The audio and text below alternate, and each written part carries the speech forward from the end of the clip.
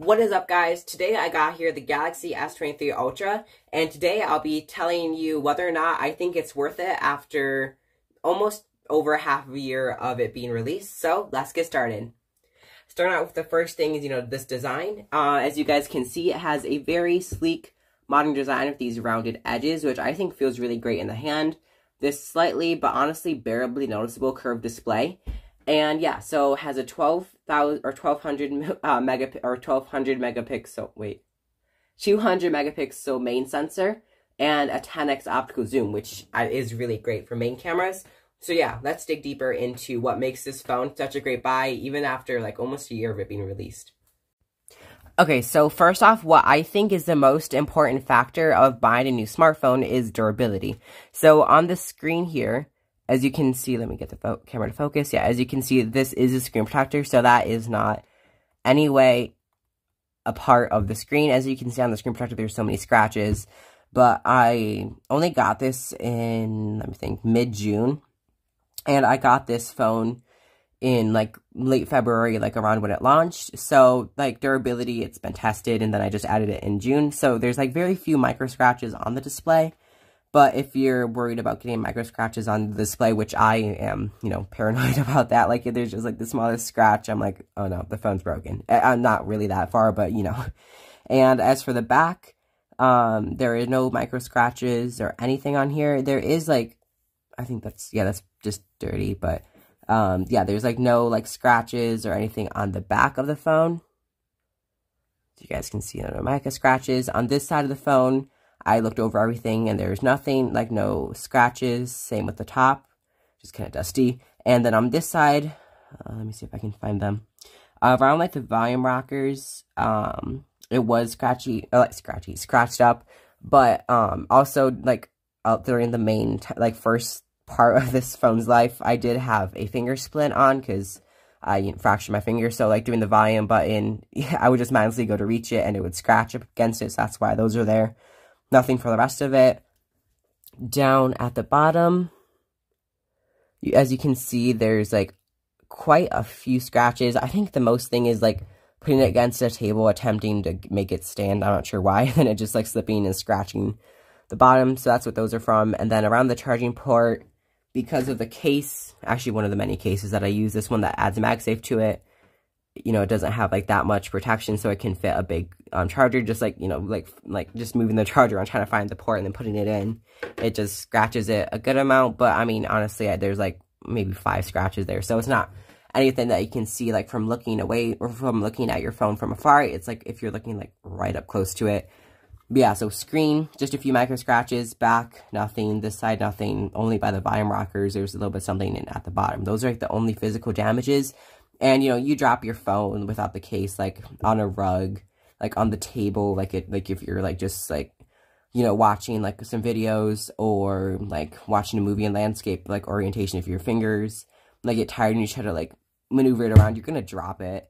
And, yeah. So, for durability, there's, like, no issues that I've had over the past, over half of a year of using it, and, like, with and without a case. So yeah, for durability, this phone is definitely great, which is, like, my main concern when getting a phone. Okay, and then the main thing that I'm sure a lot of people talk about is these cameras on this phone.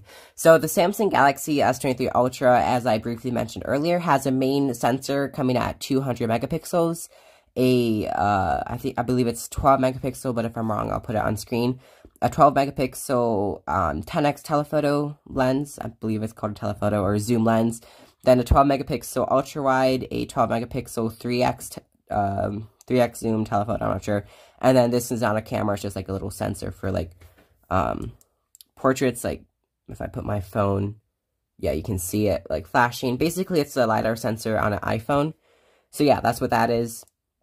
So yeah, you got those for cameras. And then on the front, you have a 12 megapixel or a 10 megapixel selfie camera, or maybe it is 12. I don't know what the megapixel is, but I'll put it up so you guys can see.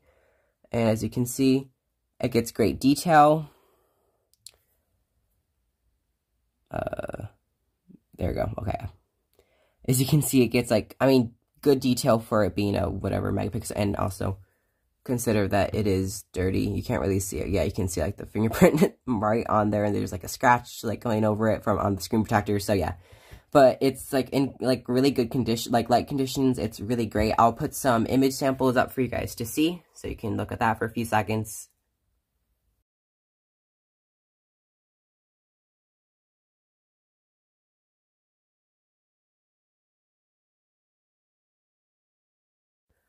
Okay, and as for something that, you know, I thought when I got this phone I would be using, you know, all the time, because this is my first phone with a built-in S Pen. So yeah, when you take out the S Pen, you get this, when the phone is off, you get this drawing, or drawing, like, pad. And keep in mind, this is, come on, this phone is running Android 13, or Android 14, or One UI 6 based on Android 14, so if you notice any hiccups, this is a beta, so it's not the official release. So if you, oh, come on. See what I mean? It's pretty finicky, but, okay, well, as you saw, you get that, screen where, you can write on, and you can also continue it in the Notes app. There we go. You get this very satisfying, you know, noise when you draw.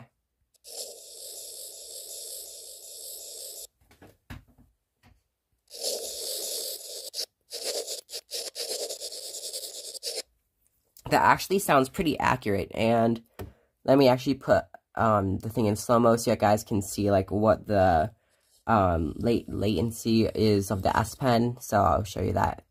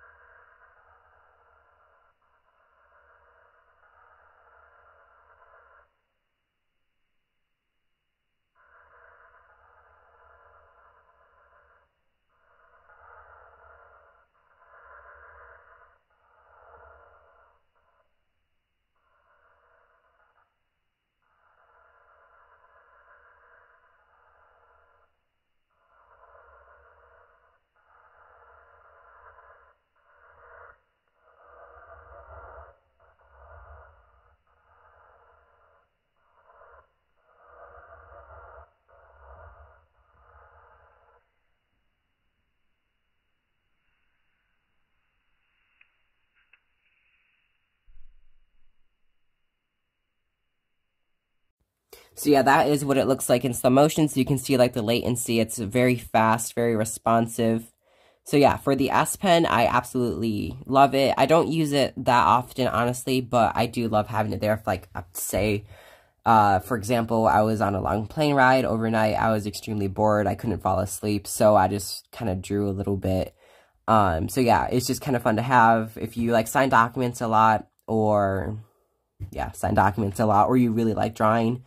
Like, I do like drawing, but I usually don't always use my phone for it. I'd prefer, you know, like, a sketch pad, like something a lot bigger. But if, like, I don't have anything else, you can just grab this, create a new note,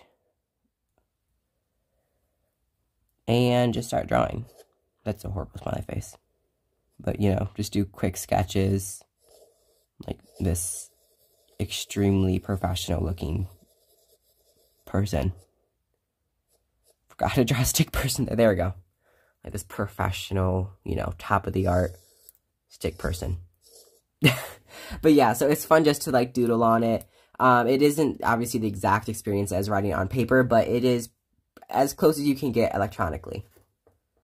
And now as for performance, as this guy is running the Snapdragon Gen 2 mobile platform for Galaxy, like so a custom version of that chip.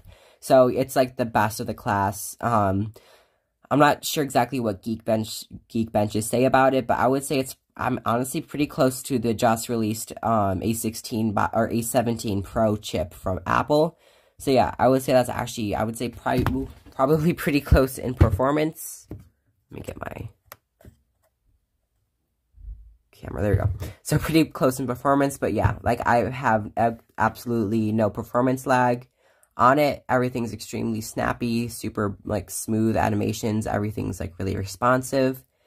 Even with this beta of One UI 6 based on Android 14, there are a few bugs, but honestly, like it's a super fast performance. It's great for gaming, editing videos, which I've noticed like on my iPhone, like, and you can see it in some battery comparisons that I've done. I can leave that linked in the description.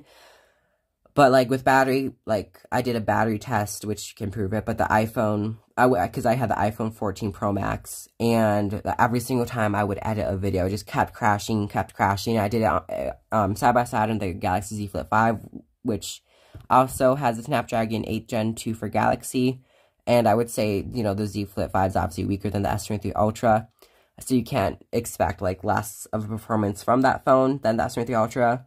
But, like, the Z Flip 5 could just, like, process it, like, super fast. But the iPhone, like, it took forever to do it. And then once it got halfway, I was like, nah, I can't do it.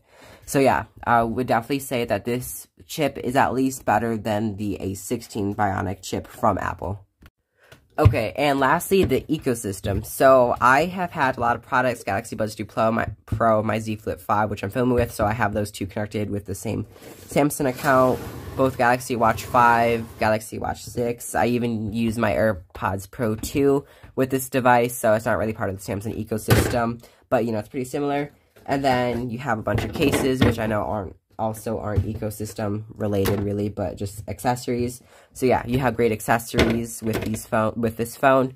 And as for Samsung's own ecosystem, I actually love it because now that I have two Samsung phones with the same Samsung account attached to both of them, and so you can quick share and like do like shared notes and stuff. And then Galaxy Watch 6, which is actually what I'm using right now, and Galaxy Watch 5, which was my old watch. They both pair really well with this phone, and, you know, already talking that. And the Galaxy Buds 2 Pro, I actually have two pairs of those. But yeah, so those are a really great experience. They have, like, super good audio. They have, seamless connectivity, I think that's what Samsung calls it, but, like, to switch between your phones, like, that are in your ecosystem. So, like, if I'm, like, doing something on my Z Flip 5, and then I quickly pick up my S23 Ultra, and my earbuds are automatically switched to this, and same with my Galaxy Watch. Like, say, if I'm going for a run, and I listen to music on my phone, and, like, my Galaxy Watch 6, like, tells me that I need to go in a different heart rate zone, or something like that, it'll pick up, like, my earbuds will switch to the watch, so it can hear, you know, I can hear, like, what it's saying. And it'll also still, like, play the music quietly in the background. It has, like, conversation awareness, which were just added to AirPods. And just, like, a bunch of great features that AirPods honestly don't have, and they have better sound quality. So, yeah, for ecosystem, it's a great experience. I've had both Apple and Android, and so far, I would say that Samsung's ecosystem is the best ecosystem of all. But, yeah, I mean, that might be just my opinion. Obviously, whatever ecosystem you like best is, you know, the best in your opinion. So yeah, that is my full review on the Galaxy S23 Ultra. If you enjoyed this video, please consider subscribing, and I'll catch you in my next one. See you then.